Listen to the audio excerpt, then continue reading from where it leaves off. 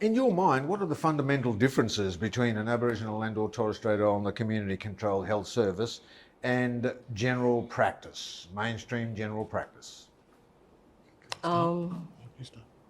Well, there's a good model on Palm Island. I worked with Queensland Health. I've been to GP practice, all over in towns or wherever. I've been to their practice. Going into a GP practice where there's no Murrays around or Torres Strait Islanders around to receive you, you just sit there and you get bored really. And lucky that, I can have a yarn with people. I'll just spin a yarn and kill the time. But for others, I would believe that they would find it very, very inappropriate not to have somebody of their own kind, welcoming them. But on Palm, we got Community Control Health Service, we got Palm Island Community Company. They are so supportive in every way how to meet and greet our people. Yep. Even the GPs. The GPs are on a good wicket over there. So even the nurses, they have time for our people. Yeah. And if our people see that they're speaking inappropriately to them, our people would say it themselves, okay? You might have a few inappropriate words come out of their mouth, but the message is given and they hear it loud. Yeah. So after that, if it ever happens, they'll come over to see Kira or me or one of the other health workers, and we straighten it out.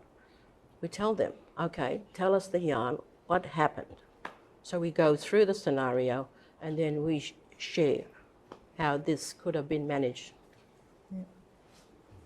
And us as Aboriginal health workers, we are more valued. We're more supported with our education, our training. We're front of house, so we're the face of the medical centre. When you come in, you see us there. We welcome you.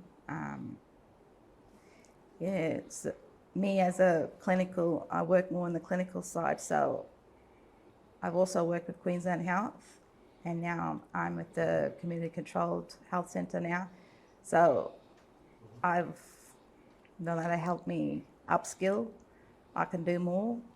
I'm valued more. I'm more there for my community. Yeah, and us as the black staff in the health service, we can inform the GPs or the nurses, we can inform allied health on how you can manage stuff on Palm when you come to provide a service for our people. We can give them the update, give them a scenario, and before they go in and yarn with our mob. One of the biggest things for me is that when they rock up to our place, they don't see a hospital. They don't see a private practice. They see their house. We're just the housekeepers providing our services and generating the house rules and the house services, Mm-hmm. They know that when they rock up there, it's their house because they know that we exist because of them, not the other way around, They don't exist because of us. Yeah.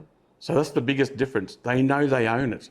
They know it's their house. Yeah. And they know it's their services. So they entrust us to make sure that we're doing the right things in that house to help close the gap, whether it's health or social determinants of health activities.